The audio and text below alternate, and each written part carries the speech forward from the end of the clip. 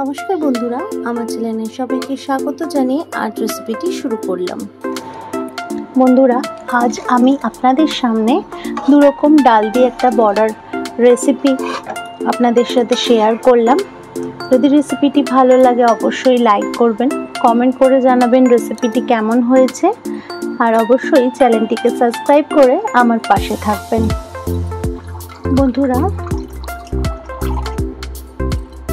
বন্ধুরা এখানে আমি এক বাটি মটর ডাল আর এক বাটি অরহর ডাল আমি ভিজিয়ে নিয়েছি। আজকে আমি দুটো ডাল দিয়ে বড়া করে আপনাদের দেখাবো। আর আমি অনেকক্ষণ এটা ভিজিয়ে রেখেছিলাম, এবার এটাকে আমি ভালো করে মিক্সি করে নেব। আর এখানে আমি ডাল বড়ার তরকারিতে দেওয়ার জন্য আমি আলু কেটে নিয়েছি এরকম করে লম্বা লম্বা করে, আর এখানে আদা কুচি নিয়ে নিয়েছি, ধনে পাতা নিয়ে নিয়েছি, আর এখানে ক্যাপসিকাম নিয়ে নিয়েছি। এবার আমি ডালের বড়া করার জন্য এগুলো ভালো করে মিক্সি করে বেটে নেব। আমি পুরো ডালটা মিক্সি করে নিয়েছি। এবার এর মধ্যে সামান্য পরিমাণে নুন দিয়ে দেব, আর 3টে কাঁচা লঙ্কা আমি কুচি করে রেখেছি সেগুলো দিয়ে দেব, আর সামান্য পরিমাণে একটু হলুদ দিয়ে দেব, আর হাফ চামচ মতো আমি চালের গুঁড়ো দিয়ে নেব। এবার সব উপকরণগুলোকে আমি ভালোভাবে ডালের সাথে মাখিয়ে নেব এবং ডালটা ভালো করে ফাটিয়ে নেব। বন্ধুরা, ডালটা যত সুন্দর করে ফাটানো হবে বড়াগুলো তত সুন্দর হবে। তো আপনারা একটু ধৈর্য করে ডালটাকে কিছুক্ষণের জন্য এভাবে ফাটিয়ে নেবেন।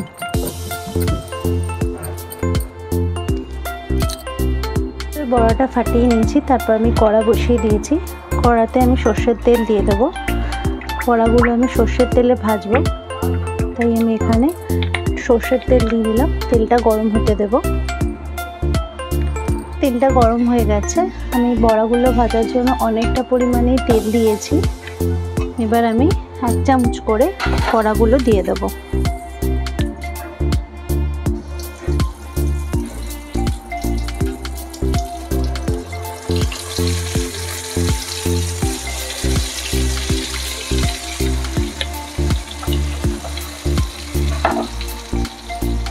প্রথমে বড়ার মিশ্রণটা তেলে দেওয়াতে একটু ছড়িয়ে গেছিলো, তারপরে কম আঁচ করে দিয়েছি আমি।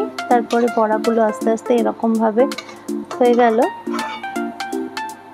বন্ধুরা, এইভাবেই সব বড়াগুলো আমি ভেজে নেব। বন্ধুরা, আমি তখন চামচের সাহায্যে বড়াগুলো দিচ্ছিলাম বলে একটু ছড়িয়ে যাচ্ছিল, তাই আমি এখানে এবার হাতে করে বড়াগুলো দিয়েছি। দেখুন বন্ধুরা, এখন আর ছড়াইনি। তো এভাবেই আমি সব বড়াগুলো ভেজে নেব। এই বড়াটা খেতে খুব সুন্দর হয়, যেহেতু 2 রকম ডাল মেশানো আছে তাই খেতে খুব সুন্দর লাগবে।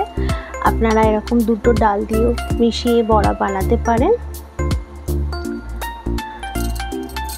বন্ধুরা, আপনারা কিভাবে বড়াগুলো হাতে করে দেবেন সেটা দেখে নিচ্ছি। এরকমভাবে নিয়ে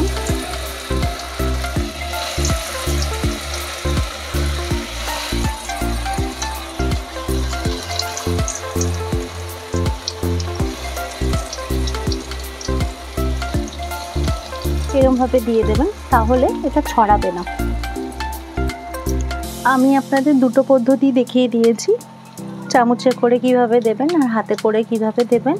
আপনাদের যেটা সুবিধা হবে আপনারা সেভাবে করবেন।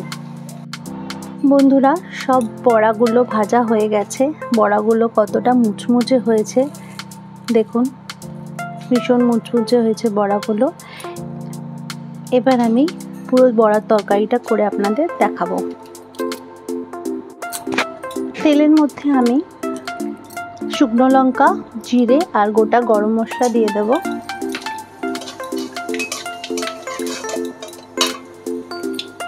বড়া ভাজার তেলেই আমি এগুলো করছি, আর আমি এখানে তেল দিয়ে নিই। তারপরে কেটে রাখা আলুগুলো দিয়ে দেব।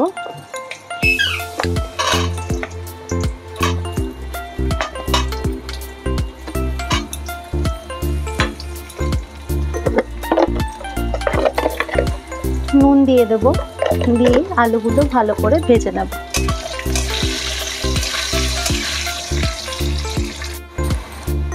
আলুগুলো ভাজা হয়ে গেছে, এবার আমি ক্যাপসিকামগুলো দিয়ে দেবো আর আদা কুচিটা দিয়ে দেবো, দিয়ে ভালো করে নাড়াচাড়া করে নেব।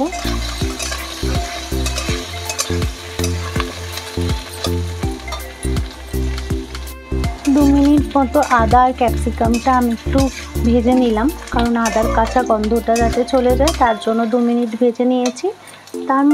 তারপর আমি এখানে একটু জল নিয়ে এর মধ্যে ধনে গুঁড়ো, জিরে গুঁড়ো, হলুদ, কাশ্মীরি লঙ্কার গুঁড়ো দিয়ে দিয়েছি। এবার এই জলটা আমি দিয়ে দেবো,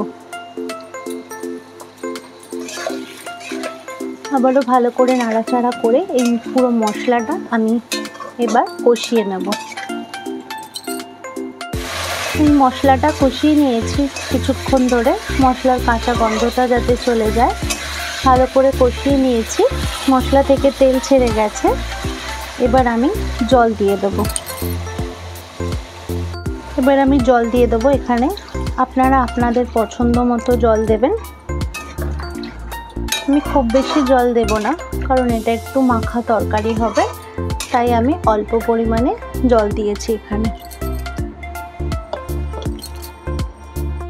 ঝোলটা ফুটে গেছে এবং আলুগুলো সিদ্ধ হয়ে গেছে, দেখিয়ে দিচ্ছি আপনাদের। এবার আমি বড়াগুলো দিয়ে দেবো।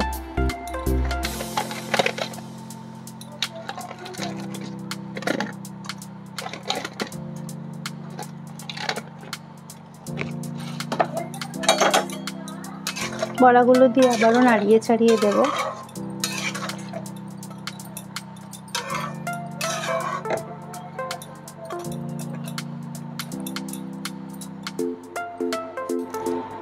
বন্ধুরা, আজ আমি আপনাদের সামনে 2 রকম ডাল দিয়ে একটা বড়ার রেসিপি আপনাদের সাথে শেয়ার করলাম। যদি রেসিপিটি ভালো লাগে অবশ্যই লাইক করবেন, কমেন্ট করে জানাবেন রেসিপিটি কেমন হয়েছে, আর অবশ্যই চ্যানেলটিকে সাবস্ক্রাইব করে আমার পাশে থাকবেন। বড়াগুলো ডাল তরকারির মধ্যে মিশে গেছে ভালো করে বড়ার জলটা। এবার আমি সামান্য পরিমাণে একটু ঘি দিয়ে দেবো এর মধ্যে, আর 1 চামচ মতো আমি চিনি দিয়ে দেবো। নিরামিষ তরকারিতে ঘি আর চিনিটা না দিলে ঠিক তরকারির স্বাদটা যেন ভালো লাগে না, তাই আমি সব শেষে ঘি আর চিনি আর সামান্য একটু ধনেপাতা ছড়িয়ে আজ রেসিপিটি আপনাদেরকে করে দেখালাম।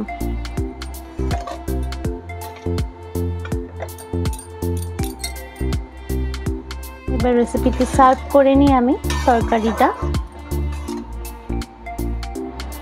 বন্ধুরা, আজকের মতো আসলাম, ধন্যবাদ। আবার কোনো দিন আসবো আবার অন্য কোনো রেসিপি নিয়ে। আপনারা সঙ্গে থাকবেন, ভালো থাকবেন, সুস্থ থাকবেন এবং পরিবারের সবার খেয়াল রাখবেন।